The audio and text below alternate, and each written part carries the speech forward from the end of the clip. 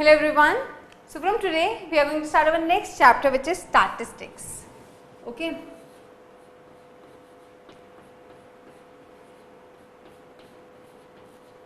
And the way हमारा syllabus जिस तरीके से ग्रुप हुआ है तो मैं इसे स्टैटिस्टिक्स पार्ट 2 कहूँगी क्योंकि हम 9th क्लास में ऑलरेडी स्टैटिस्टिक्स पार्ट 1 पढ़ चुके हैं.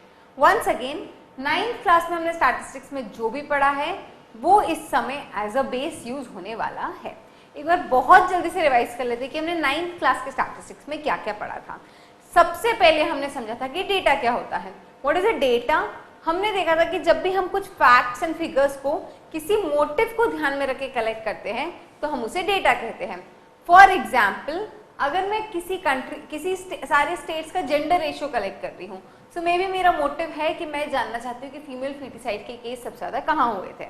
ऑल लेटर्स से मैं सब जगह का एजुकेशन लिटरेसी रेट पता कर रही हूँ. So I want to see which states are more educated, which states are less educated. So any fact and figure collected with a motive is said to be data. फिर उस data से हम inference draw करते हैं या उससे information बनाते हैं. Now statistics is all about collecting, representing, analysing and drawing inference out of data. Collection of data में हमने देखा था कि डेटा दो तरीके से कलेक्ट होता है. Either directly by keeping into mind the motive और by someone who has collected the data with a different motive. या तो मैं डेटा आप खुद जाके डायरेक्टली कलेक्ट करूं और उस मोटिव से जिसके लिए मुझे डेटा कलेक्ट करना है उसे ध्यान में रखूं, या फिर मैं डेटा किसी और से जाके पूछूं.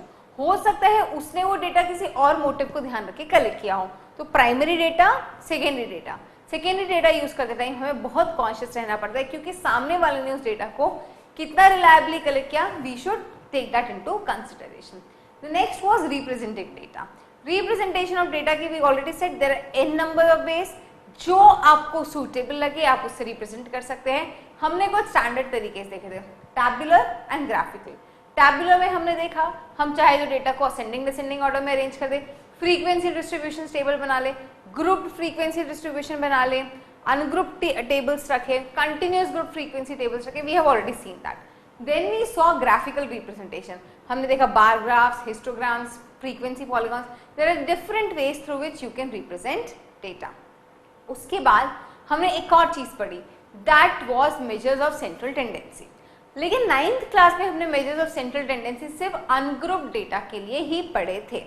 Is that correct? We had studied the measures of tendency, central tendency, 3 measures: mean, median and mode. Mean is the average of all the data, that is sum of all the data divided by total number of data. Median is the value that divides the data into two parts. Okay.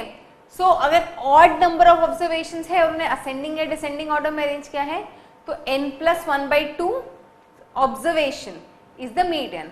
और अगर even है तो फिर n/2 और n+1/2 जो भी observation है, n/2+1 जो भी ऑब्जर्वेशन है उनका मीन.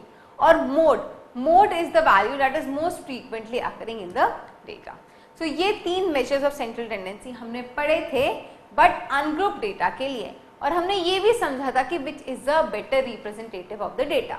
हमने देखा था कि जब डेटा में एक्सट्रीम वैल्यूज कम हो उस केस में तो मीन सही रहता है. अगर एक्सट्रीम वैल्यूज बहुत ज्यादा हो तो फिर मीडियन या फिर मोड को कंसीडर करना चाहिए. So this is a sum up of all we have studied in statistics part 1. अब पार्ट 2 हम वहीं से स्टार्ट करेंगे जहां से हमने पार्ट 1 छोड़ा था.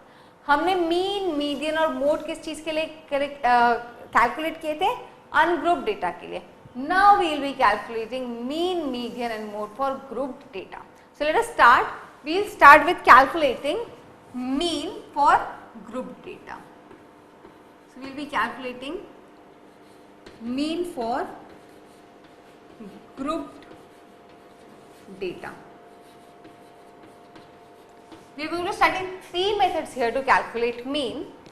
One is direct method or we will call it direct mean. Second we will see how to calculate using assumed mean method. And the third we will be seeing out is step deviation method to calculate mean. हम इन तीनों method से देखेंगे. इससे पहले काम करते हैं हम अनग्रुप्ड डेटा के लिए एक बार मीन निकालना देख लेते हैं, जो हमने 9th क्लास में ऑलरेडी पढ़ लिया है, very easy. So let us say we have marks of 30 students in class. ठीक है, and let us say it is of this type.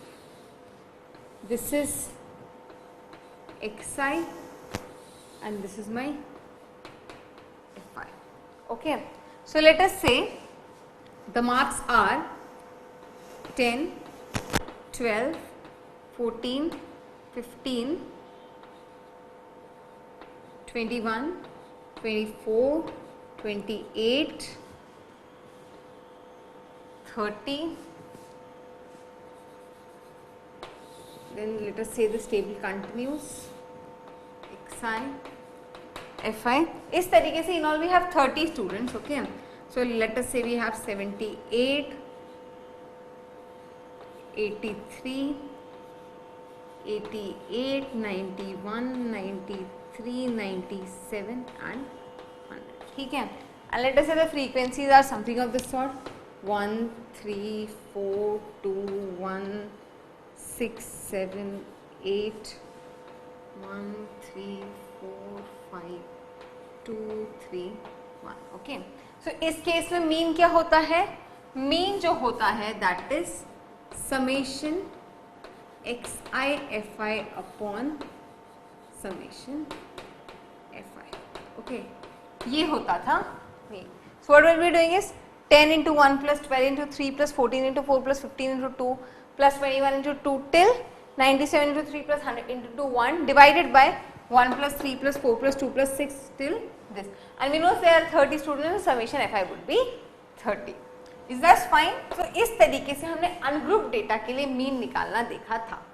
Now, अब इसी डेटा में अभी तो मेरे पास 30 वैल्यूज हैं, 30 स्टूडेंट है, तो अप्रोक्सीमेटली लेट अस से we will be having just 15 to 16 numbers of xis here. विज़ अगर आप सोचिए इसकी जगह मेरे पास में 1000 मार्क्स का टेस्ट होता and I'll say there are 1 lakh student giving the test, and now this would be something of this form: 10, 12, 14, 15, 22, 23, 30, 1000, 100, फिर 101, 103. इस तरीके से मेरे पास 1000 तक डेटा होते. ठीक है, और फ्रीक्वेंसीज भी कितनी होती? Summation fi would be 1 lakh. So अगर इस केस में मुझे xi fi तरीके से निकालना होता तो just imagine how much calculation I have to do in order to calculate the mean. Just imagine that part of it. Okay, मतलब सोचिए कि अगर यहाँ पे समेशन fi 1 लाख होता और xi भी 1 से 1000, मतलब you can have 1000 distinct type of xis over here. So in that case आप सोचिए how much calculation you will have to put और how much effort you will have to calculate the mean. अब क्या इस problem का कोई solution है? I mean there is a way, is there a way जिससे हम एग्जैक्ट तो नहीं लेकिन इसके अप्रॉक्स का मीन कैलकुलेट कर लें? ओके, सी मीन कैलकुलेट करने का हमारा रीजन ये है कि हम इस पूरे डेटा का एक रिप्रेजेंटेटिव डेटा बनाना चाहते हैं. That is our mean. So as such mean is not the exact measure of this data. Okay, हमने तो कहा कि चलो एवरेज निकाल के उसको मीन बोलते हैं और कहते हैं कि ये मीन इसका एवरेज मेजर है. तो अगर उस 1000 में लेट अस से मीन आने वाला है, लेट अस से 62 नो लेट अस से 500.5. ओके, अगर वो 500.5 49.8 या फिर 51.2 भी हो जाता है तो मेरे मेजरमेंट में बहुत फर्क नहीं पड़ रहा, because as such mean is an average measure. So 0.25 और 0.5 plus minus doesn't matters. So what we'll do is we'll divide this data into classes. Classes में divide करके एटलीस्ट हम थोड़ा मैनेजेबल तो बनाएंगे. सो जो 1 to 1000 में हमें 1000 एंट्रीज मिल रही थी, अगर मैं 1 to 100, 100 to 200, 200 to 300 और to be more precise we can introduce a class which let us say 1 to 20. So 1 to 20, 20 to 40, 40 to 60, 60 to 80 करके 980 to 1000 क्लासेस बना दे तो एटलीस्ट हमारे पास सिर्फ 200 क्लासेस ही बचेगी. एटलीस्ट जो 1000 तक एंट्रीज थी उसमें हमने कुछ हद तक तो कम किया. Is that justifiable not? पहले तो ये बताइए. Okay, so let us do something of this sort. यहाँ एग्जाम्पल यही वाला लेते हैं क्योंकि छोटा एग्जाम्पल है तो समझने में आसानी होगी. 10 to 100 तक की वैल्यूज है और लेट अस से कुछ बच्चों को और भी कम मार्क्स आए थे, लेट अस से 2, यहाँ पे भी एक स्टूडेंट, ऐसा कुछ। तो अब हम यहाँ पे क्लासेस बना लेते हैं, इसी डेटा को हम क्लास में रिप्रेजेंट करते हैं, ठीक है। सो let us say now we make classes for this. Let us say this is our class interval.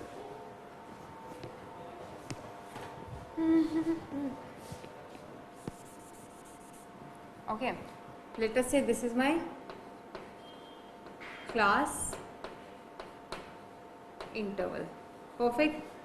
This is my frequency. Okay, now the classes would be 0 to 10, 10 to 20, 20 to 30, 30 to 40,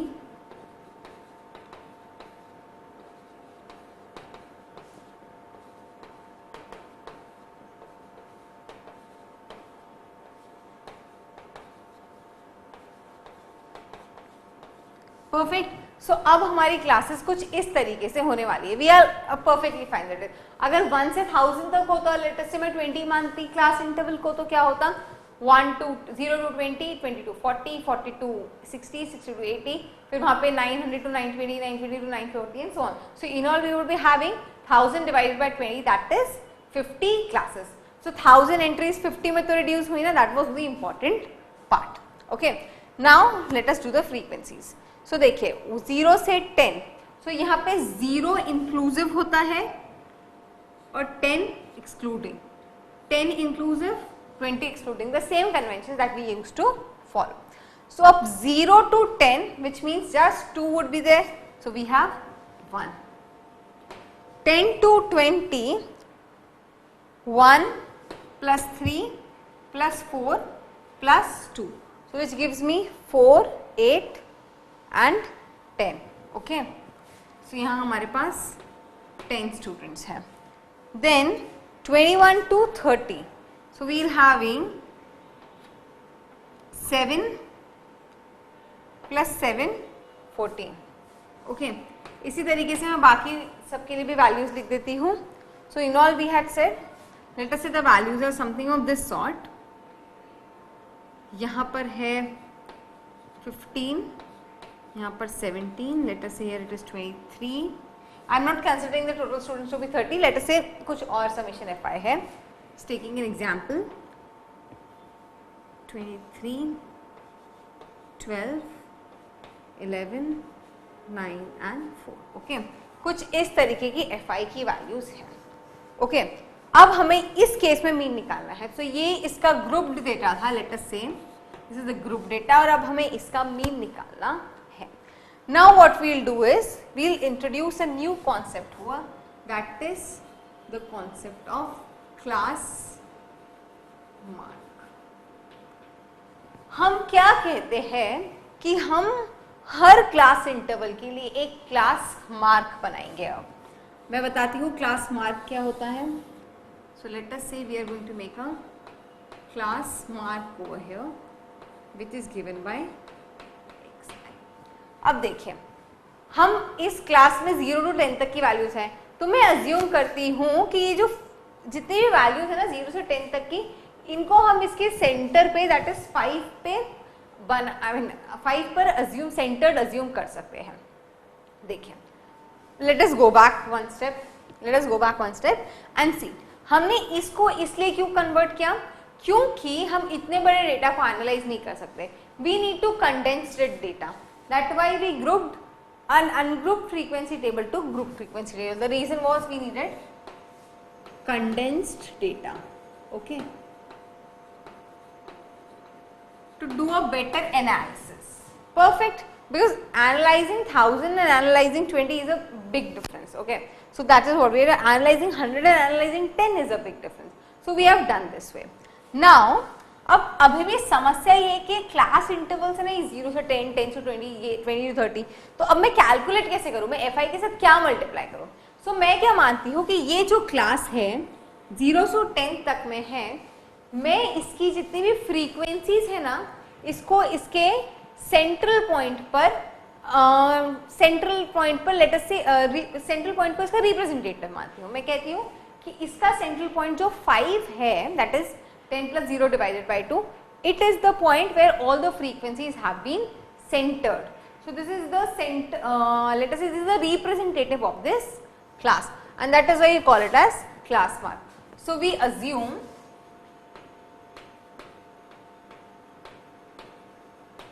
frequency of the class to be concentrated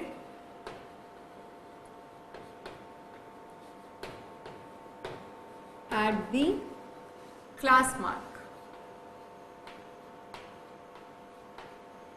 or in other words I can say class mark is the representative of the class, or I can say class mark is the representative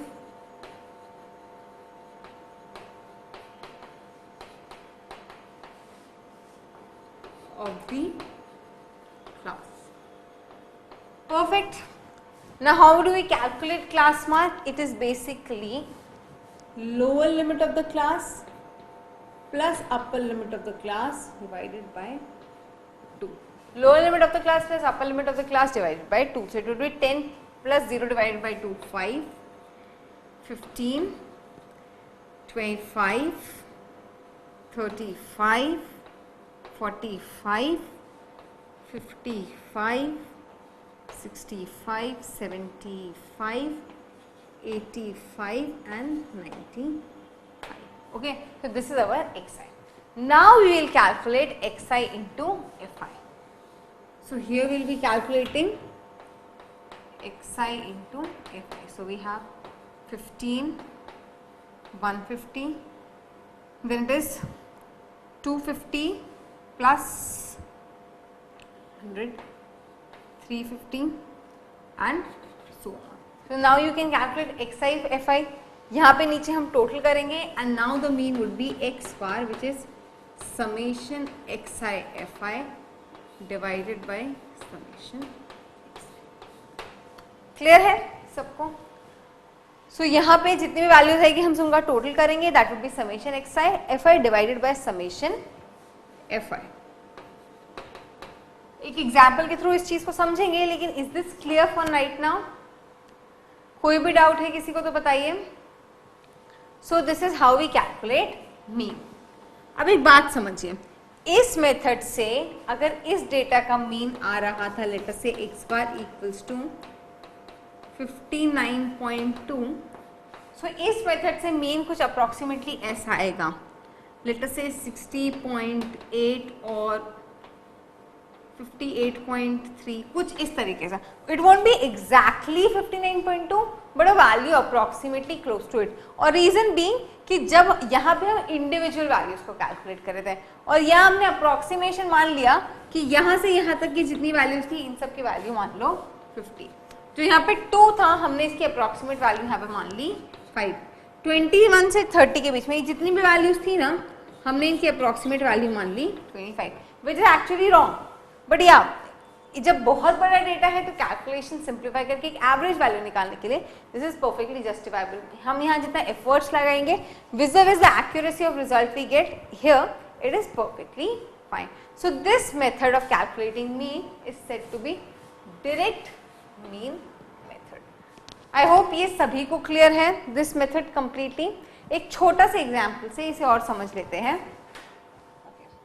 So let us say I have a score of a bowler in a particular one day series. ठीक है, यहाँ पे है उसका hours और sorry wickets he has taken, and here we have number of match. ठीक है, one day series में उसका performance. So there are, let us say 0 to 4 wickets he has taken in, let us say 5 one-day series. 4 to 8 wickets in total he has taken, let us say in 6, 8 to 10, let us say in 3, 10 to 12, 4 to 8, 8 to 12, sorry, because I want the class with to be same, ठीक है। हम चाहे तो varying class with भी ले सकते हैं, कोई समस्या नहीं है as such, because here class width is not important, okay. 12 to 16 let us say in 2, 16 to 20 let us say in 7, okay. Now let us find xi, that is the class mark. So here it would be 4 plus 0 divided by 2, this is 8 plus 4, 12 divided by 2, this is 6, here it would be 10, it would be 14 and here it is going to be 18, ठीक है। अब xi into fi निकालें, 10, 36, 30, 28, 18 7s are 56, 126. So total xi fi is going to be 6 plus 6 12 plus 8 20, carry over 2, we have 4 7 10 12 14 240. And what is summation fi? Fi is, this is fi over here, so we have 11 14 16 and 23. So 240 divided by 23, whatever this value comes out to be, that is the that is the mean for this table, okay. So this is going to be approximately 10 point something, okay. So this is the mean for the number of wickets taken by this bowler in a one-day series. So I hope this direct method of calculating mean is clear to everyone. But इस method का भी एक drawback है. Drawback कहे तो ये समझिए, drawback ही कह सकते हैं कि the problem is जब xi और fi छोटे हो तो ठीक है, but अगर xi बहुत बड़ा हो या फिर fi बहुत बड़ा हो, so in this case, such cases, calculating this summation xi fi is even a problem. See, हम यहाँ से यहाँ तक लाने का मेन रीजन क्या था कि हम चाहते थे कि कैलकुलेशन कम हो, लेकिन अगर xi और fi आपस में बहुत बड़ी वैल्यूज है तो फिर this problem is, this is even a difficult one, because calculation तो हमें यहाँ भी बहुत सारा लग रहा है, तो कुछ ऐसा करे जिससे हमारा ये xi fi का कैलकुलेशन भी कम हो जाए. सो इस कैलकुलेशन को कम करने के लिए we will be studying the next method, that is assumed mean method.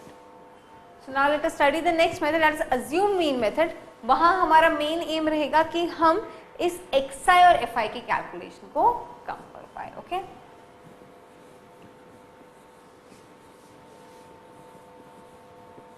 I hope सभी ने नोट डाउन कर लिया था. मैं जस्ट इतना side of black board erase कर रही हूँ. Okay okay, now let us consider this example. Let us consider a scenario जिसमें हमने कुछ हॉस्पिटल्स को सर्वे किया in order to find out how many accidents are recorded in a year. So एक particular साल में कितने number of accident cases record होते हैं, ये हमने एक हॉस्पिटल को सर्वे करके बनाया और we got this statistics table. Let us draw this table now.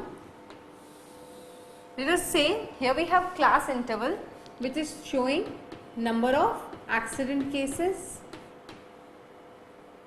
and this is the frequency और कितने हॉस्पिटल्स में वो रिकॉर्ड हुई. ओके, और I can say number of hospitals. Perfect.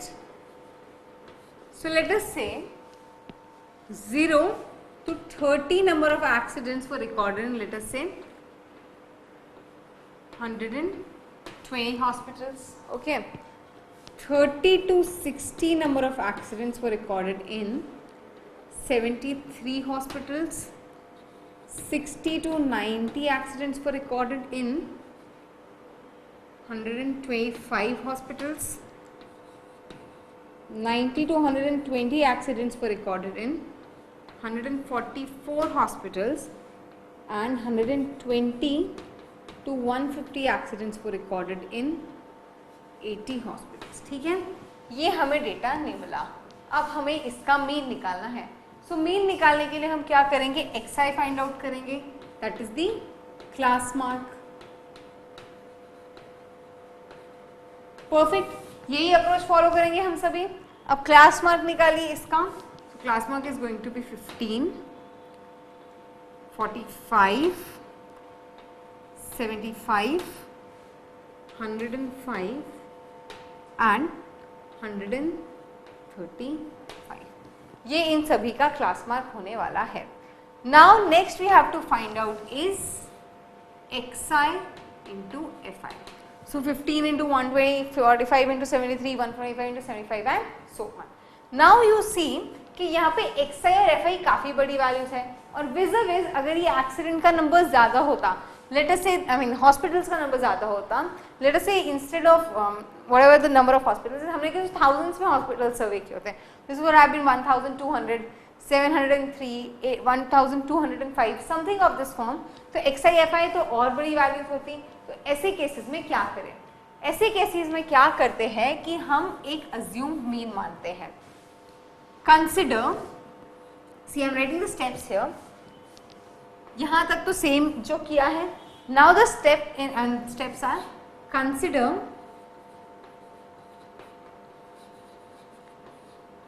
one of the xi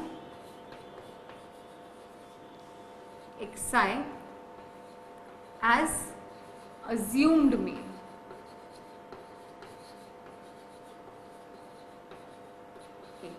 हम किसी भी एक xi को assumed mean मान लेते हैं and let us call it a. Now the best approach is कि जो बीच में आता है ना xi, उसे हमेशा assumed mean मानना चाहिए. That is usually a good approach. So usually assume the middle value, okay? Depending upon what the statistics is, you can obviously change, but usually it is a good decision to consider the middle value. Second is calculate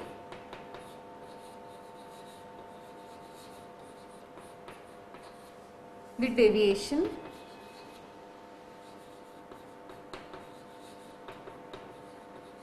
of a from xi. हमें a का xi से deviation calculate करना था. Basically we have to calculate di which is xi minus a.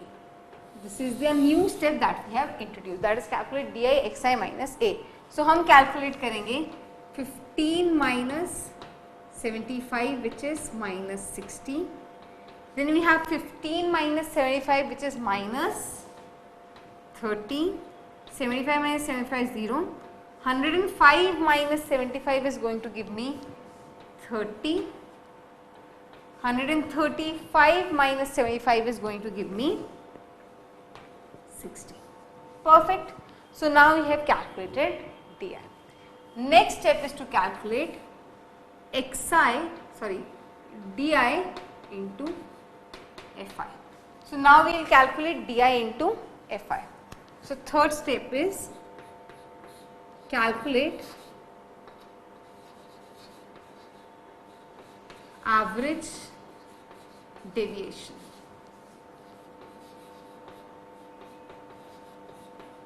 And let us call this average deviation is d bar. So d bar would be summation fi di upon summation fi. Okay. So let us calculate fi into di. So 120 into minus 60. So this gives me minus 7200.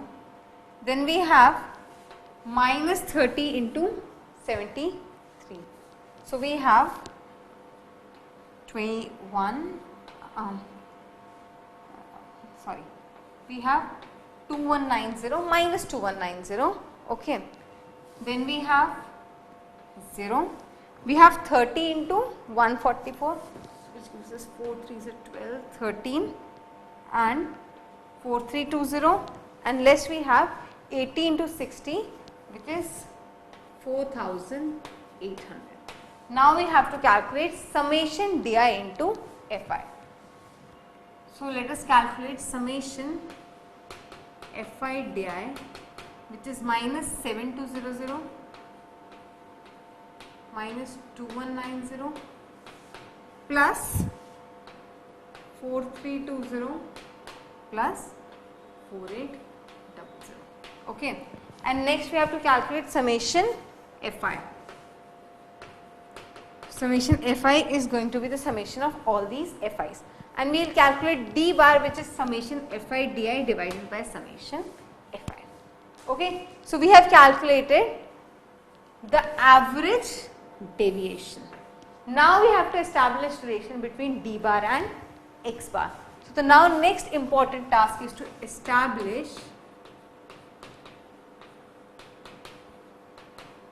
relation between d bar and x bar. अब एक बात समझिए, what is x bar? We know x bar is summation fi xi upon summation fi. Perfect. And what is di? We already know di is xi minus a. Okay. So now, can I do one thing? What I am doing is, यहीं पे लिखते हैं. Okay. So can I write d bar as summation fi into di की जगह में लिख सकती हूँ xi minus a divided by summation fi. ऐसा मैं निकाल सकती हूँ, which gives d bar is summation fi xi upon summation fi minus summation fi into a divided by summation fi. Now a is a constant, a is a assumed mean value, which in this case is 75. तो मैं a को इस summation sign से बाहर ले आ सकती हूँ. So we have a into summation fi divided by summation fi. Summation fi cancel हो गया. So we get d bar as summation fi xi minus upon summation fi, which is nothing but x bar. So x bar minus a, or I can write another relation that says x bar is d bar plus a. So हमें मिला x bar is d bar plus a. इसे मैं एक और तरीके से बोल सकती हूँ. देखिए, di कैलकुलेट करने के लिए मैंने xi में से a को माइनस किया था, तो जब मतलब d बार जो है वो x बार में से a सब्ट्रैक्ट करके निकला है, सो अगर मैं d बार में a ऐड कर दूंगी तो मुझे x बार मिलेगा. एक और बार बोलती हूँ. सी di was calculated by subtracting a from xi. d बार जो था वो xi में di जो था वो xi में से a सब्ट्रैक्ट करके मिला था. मतलब जो इसका एवरेज d बार है वो x बार में से a सब्ट्रैक्ट करके निकला होगा. इसका मतलब d bar is nothing but x bar minus a. जो रिलेशन हमने मैथमेटिकली निकाला वो हम कॉन्सेप्चुअली भी डायरेक्टली बोल सकते थे. इतने सारे कैलकुलेशन की तो आवश्यकता ही नहीं पड़ती हमें. क्लियर है? सो this is assumed mean method. और अब एक बात देखेंगे कि डायरेक्ट मीन मेथड और अज्यूम्ड मीन मेथड से एग्जैक्टली सेम रिजल्ट आता है, जरा सा भी फर्क नहीं पड़ता. हमने जो पिछला एग्जाम्पल था ना उसे अज्यूम्ड मीन मेथड से करके देखेंगे. ठीक है, but one thing is for sure, direct mean method and assumed mean method gives us a perfectly same result, no difference in all. Next, one more important thing is assumed mean is independent of this a.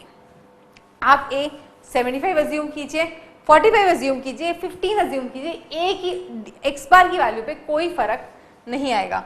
So very important point in here is assumed mean is independent